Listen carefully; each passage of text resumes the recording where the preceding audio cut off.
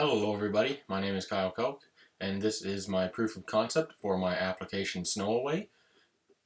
I'm going to just start by going through all the screens of the app itself. As you can see here, this is the main login screen. I have placed our logo for Snowaway as well as the name of the app. It's a pretty simple, straightforward login screen. You have the username and password, login button, as well as create a new account and forgot password. So if we click on forgot password, this will enable the user to enter in their password.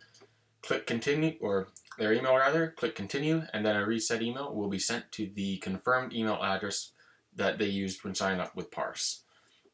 So let's go into the create new account screen. As you can see here, it's a very simple, straightforward create an account screen. You have your username, password, email address, as well as a phone number. If you click on this image here, if you're using the actual phone itself, it will actually put the camera on and you'll be able to take a picture of your company's logo, use it, it'll populate in there and set it as the image. Right now we're using the simulator, so I have an alert that comes up that says you cannot use the camera on this device. So if you were actually using the phone, if we took a picture of pretty much anything in the room, it will populate and show up in this screen. And then when you create the account, that will also be saved to PoC, which can then be used by the user throughout the application anywhere in it that it is enabled. So we'll create the account right now. The account was successfully created. The next screen here is just setting up the pricing, so every company is going to be able to set up their own unique pricing per square foot for snow removal, as well as if the customer wants sidewalk and walkway, what their charge is for that, along with the charge for sanding and salting, and then finally the price for removing from the property. So this would be if they have an excess amount of snow and they want it removed and taken to a snow dumping site. So if we enter in information here, as you can see, they're relatively cheap prices. You probably won't be finding prices like these anywhere. If we leave one blank and finish creating an account, you'll see it does come up with an error, and that would be for any of these as well that the user may forget. So it won't let you actually finish creating the account unless everything's filled in correctly. Finish creating an account, you get another alert saying it's been set up completely. Hit continue, and you're logged into the main screen. So the reason behind making this app and why I have so much stuff put into it is that through my research I've found that for the most part most apps do a little bit of something but not everything. So if you're a snow removal company, you're having to download probably about 2 or 3 apps to be able to actually accomplish the one task that you kind of wanted to set out with managing your clients, managing the jobs, and keeping your invoices all intact. With Snowaway, consumers, the businesses are going to be able to do that. You can manage your clients, manage jobs, as well as invoices all in this one app. So as you can see, once we get logged in here, you're on your main screen. We're just going to quickly show off the logout button. It'll log you out of PoC. So right now, as you can see, the login's working. That'll show off in a second. The forgot password, create a new account, and logout are all working at this time as well as just the normal flow of the application. So as you can see, we logged in. And this is just your upcoming jobs. So in this situation, we're just using the static information. Otherwise, you'd have everything from the most recent one to the one that's furthest away. So if we had one that is due December 21st and we had another one December 24th, it would show up in the correct order. And this is just a simple little table view. I have a nice little image here. This would be just the picture of the actual client's property, if you so choose to take a picture of that property. If you do not, then that is no problem. There would just be a regular static image that will appear there. And then next to it will be that client, whatever you're going to be doing in terms of removing. So if it's a house, a business, what have you, that is what your title will be. And then as well as the date that it is due to be done. So now if we click on this, it's going to take you to a detailed view of the job itself. As you can see here, the map loads up. When we actually start getting information in, this is going to pinpoint on the location to allow the businesses the ability to easily see where they are headed to in terms of the city that they are located. Underneath that, it's just going to have the information of the client themselves, so their name, their address, their phone number. And down here, as you can see, the quoted price. So when you add a job, this is where that quoted price is going to come from. So right now, this quoted price is listed at $300. On here, if you click on the cancel job, when we get everything up and running, that is going to actually allow the businesses to cancel the job. So if, in this case, Bob decides he wants to cancel the job, that's no problem. Click that cancel button. It's going to confirm with you that you want to cancel it. Once that's done, it's going to cancel out, and that will be removed from the actual jobs list. And then just at the top here as well, job name. This will be populated with whatever job that you selected from the table view. So in this case, it would have been Bob's house. That would be up here in that section. If we click on edit job, this is going to be for both adding and editing a job. They'll have a very similar layout. This top part here, client's name, address, and phone number, that will all be pre-populated based on the client. The square feet, this is where you'd be able to enter in the square feet of the property that you need to remove. So in this case, it's just throwing 1,500. For the sidewalks and walkways, you can toggle either yes or no. In this case, we're just going to let them stand and do everything possible for this client. They have a lot of snow, they need it all removed. And then here's the date picker, so you'll be able to set up a date as well as a time that the client wants the snow removed, so whatever works for both the client and the business. And then at the bottom, you'll just click on add job, and that is going to add the job or edit the job depending on where the user actually came from. So it'll either add the job to the table view or it'll update it. So if someone just needs a different scheduled date, you can update the date, and that's going to update as well for your main view.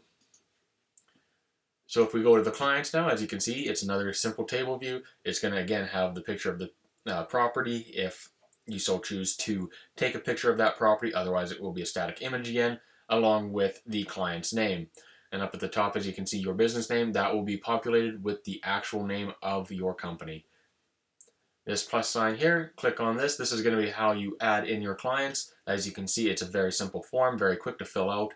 Again, this image here, if you click on it, if you are using an actual device, you will be able to take a picture and it will populate and save to parse.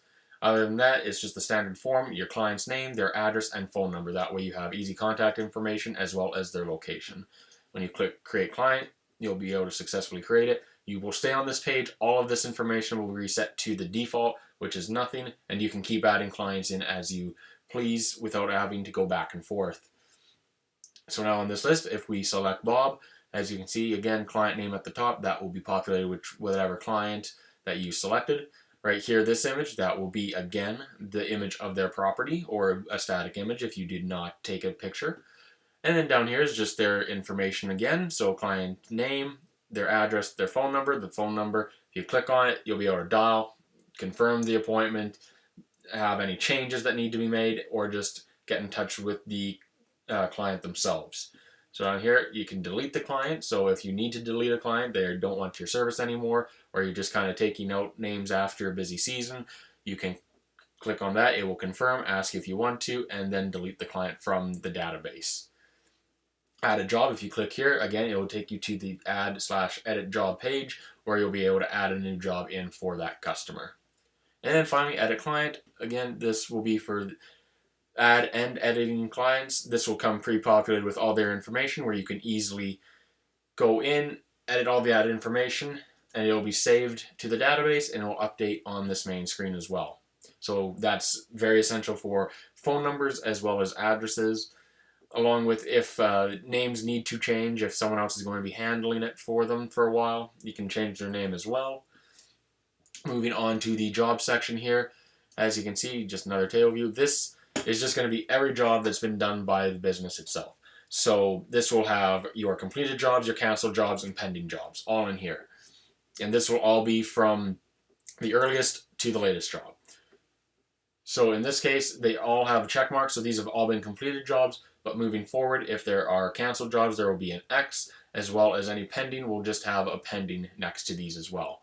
There's nothing to click here. Again, this is just a simple list to keep track of all of the jobs that have been completed by your business.